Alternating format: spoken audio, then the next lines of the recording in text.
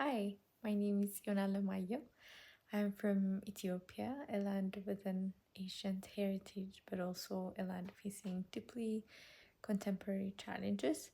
Currently, I am a PhD student focusing on contextual theology, the church, and gender based violence in the context of Ethiopia.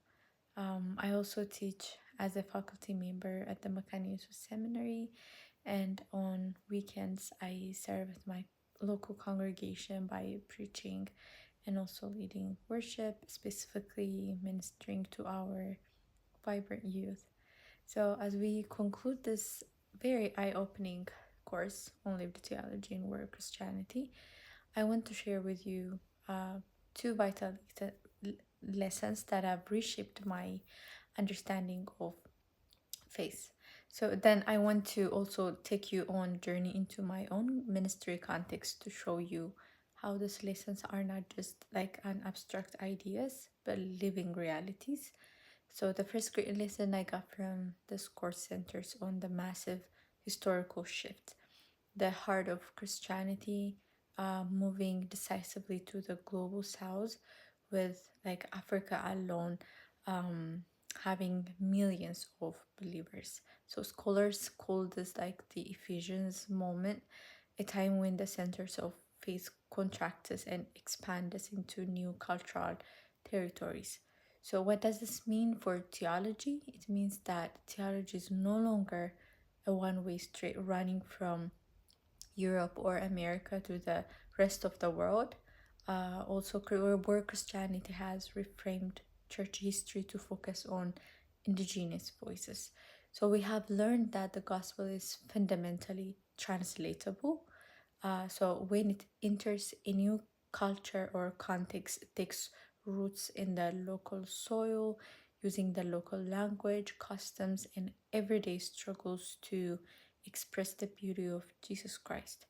And the second lesson is about how we do theology in general. For a long time, academic theology was seen as something done only by religious elites like professors and church leaders writing a very heavy books.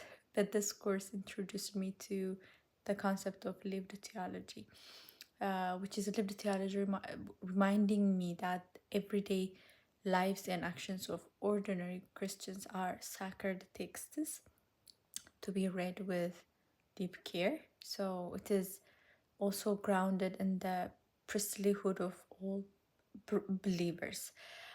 So lived theology looked at the all parts of life and asked us, where is God actively present in this moment?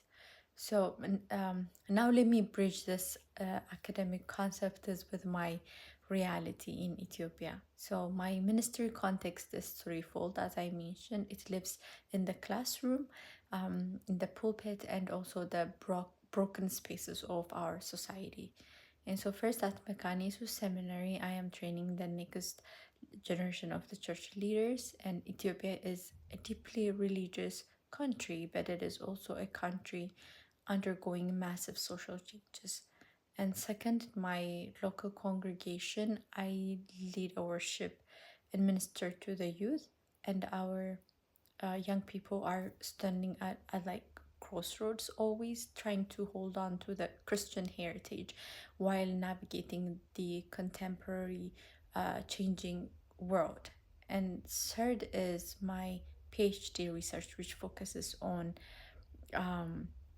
gender-based violence in the context of Ethiopia, and in many communities women suffer in silence and specifically misinterpretations of biblical texts.